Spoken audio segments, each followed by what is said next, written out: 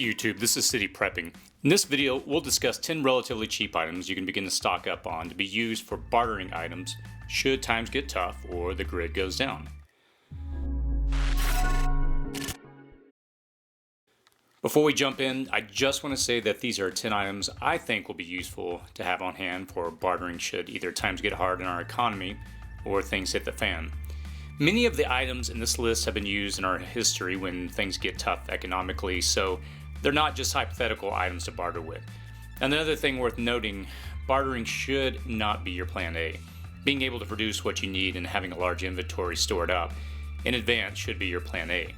Bartering is simply a plan B approach. When thinking about what items you want to stock up on that you should consider to barter, here's 3 principles we're going to consider in this discussion. Number 1, stock up on items that are relatively inexpensive. In the event a calamity never strikes, it's no good to have a bunch of things you stocked up on and you can't even use them that were expensive.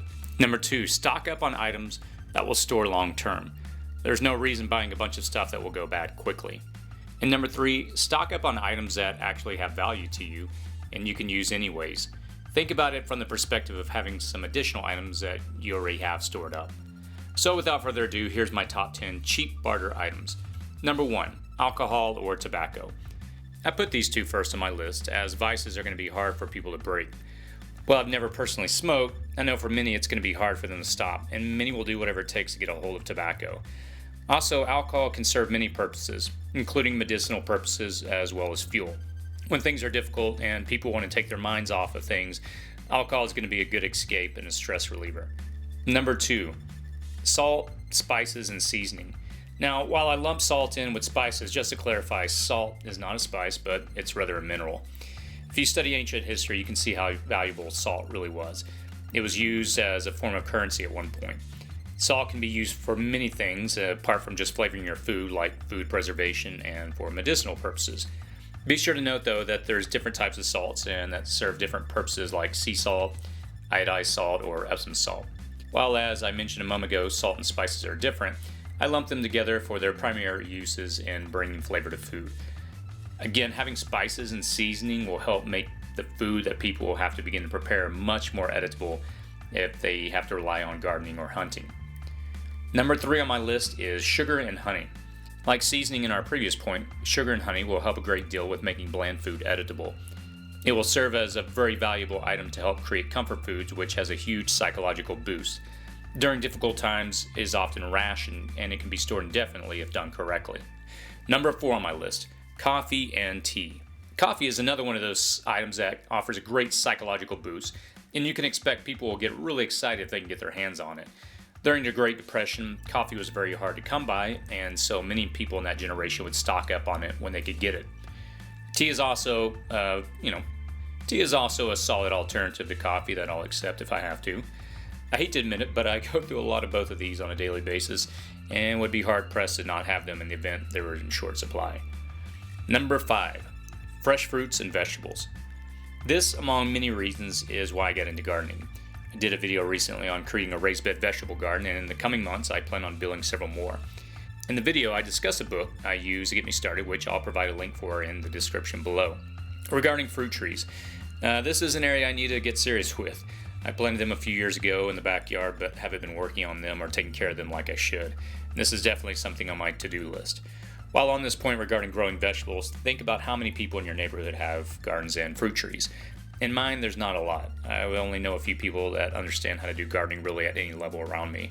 If things got bad for a long period of time, having the ability to produce your own fruit and vegetables and be able to barter for them will be invaluable.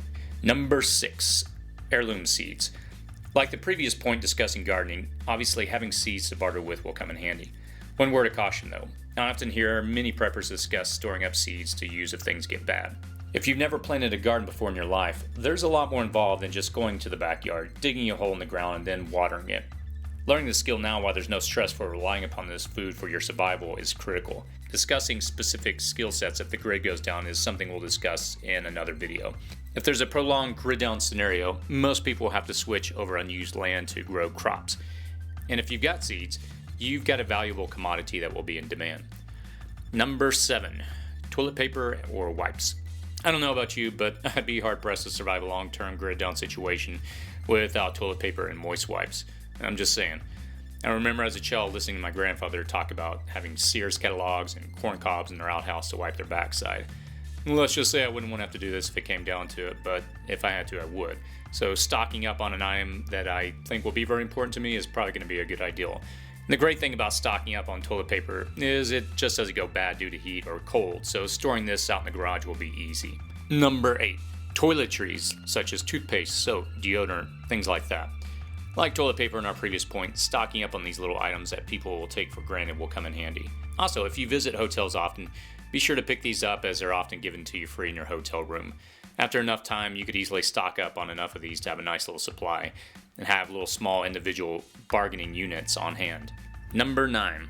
Medication, such as antibiotics or pain meds. After a prolonged event, you can expect people to rush to the local pharmacies and clean them out. Why? Well, for different reasons. People will be looking for narcotics initially, but items like antibiotics or insulin will be in very high demand as well. Obviously, the problem is you can't stock up on these items without a prescription, but if you do have any left over after surgery and you can hold on to them, do so and be sure to store them in a cool, dry place and try to keep them stabilized as long as you can. In addition, simple items like over-the-counter pain meds can be very useful when it comes to bartering. Also, you might want to consider items like Pepto-Bismol or Imodium, as many people will probably experience upset stomachs. This was one of the things I remembered about my time in Afghanistan. People there experience a lot of stomach issues due to the unsanitary living conditions experienced in third world countries. And number 10, ammunition. Now, I'm probably going to take a lot of flack on this one. Before you start typing into the comments on this one, let me just make a point. Regarding ammunition, I wouldn't barter this with anyone I don't know. Out of all the items on the list, this is probably the one that I'd only barter with people I trust, that they're not going to send it back to me at 2,500 feet per second. Also, people often point out that by bartering with ammunition, someone's going to use it against you. But my thinking is if someone already has a firearm and they're wanting a specific ammunition, there's probably a good possibility they already have some. Maybe not a lot, but they probably already have it. Again, just use caution and barter this with only people you know. So why isn't gold and silver and other precious metals on this list?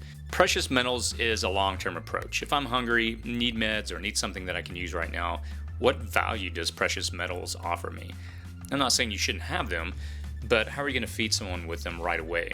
If someone is suffering and is in pain, what relief will gold bring that person? I think precious metals is going to be good if you're thinking long-term, but I wouldn't count on them for short-term value. As always, I'd love to get your feedback, and please post items you are storing up as bartering items in the comments section below. As always, be safe out there.